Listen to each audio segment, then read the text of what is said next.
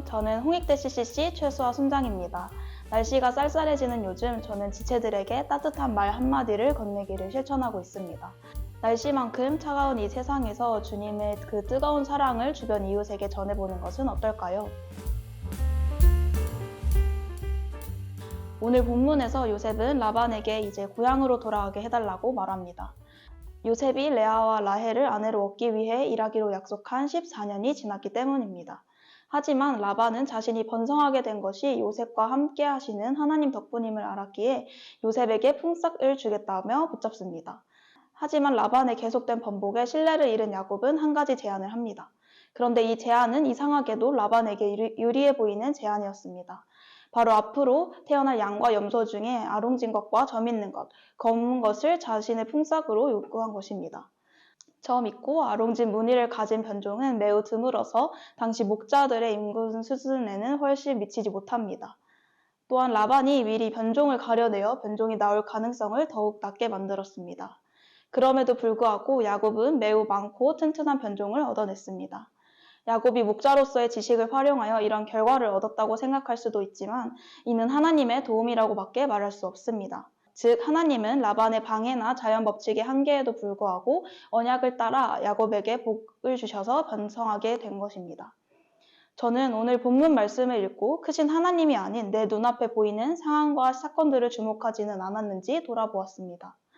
본문에서 야곱이 목자로서 지식을 이용하여 얼룩진 양이 많이 나게 한 것처럼 보이지만 이는 사실 하나님께서 역사하셨고 야곱에게 베푸신 은혜였습니다. 우리의 삶 속에서 현실적인 생각으로 하나님의 크심보다는 내 눈앞에 보이는 것에 두려워하거나 무너지지는 않았는지 돌아보게 되었습니다. 또는 하나님께서 역사하셨음에도 이를 알아채지 못하고 자연적인 현상이라고 여기거나 우연의 일치로 생각하고 지나가지 않았는지 생각하게 되었습니다. 지난 여름 저희 캠퍼스에서 대만으로 단기 선교를 떠났습니다. 저는 이 선교에서 제가 지었던 한계, 저의 상식과 지식을 뛰어넘어 역사하시는 하나님을 경험하였습니다.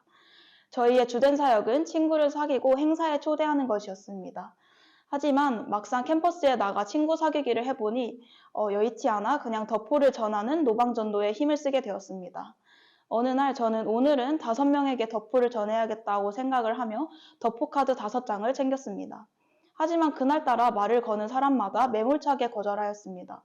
덕포카드 5장은커녕 제대로 된 대화조차 나누지 못하였습니다. 오늘은 날이 아닌가 싶어서 돌아가려는 길에 이전에 만났던 대만 친구들을 만나게 되었습니다. 저희는 너무 놀랐고 그 친구들은 반갑게 저희를 맞이하여 주었습니다. 결국 그 친구들과 함께 식교제까지 이어지게 되었습니다.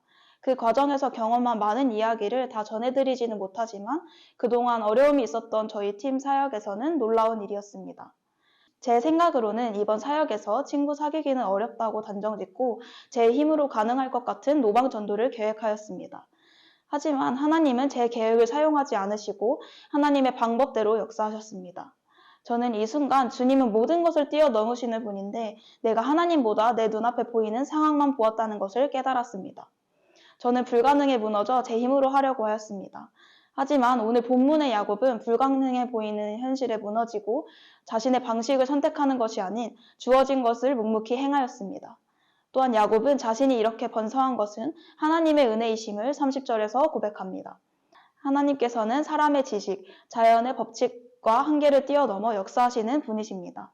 우리의 삶 속에서 우리가 잊었던 하나님의 역사하심은 무엇일까요?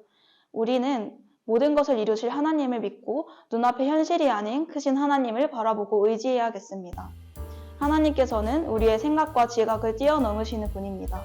오늘 말씀에서 본 것처럼 사람의 방해나 자연의 한계를 넘어 역사하시는 하나님을 의지하며 믿음으로 나아가는 저와 풍산 독자님들이 되길 소망합니다.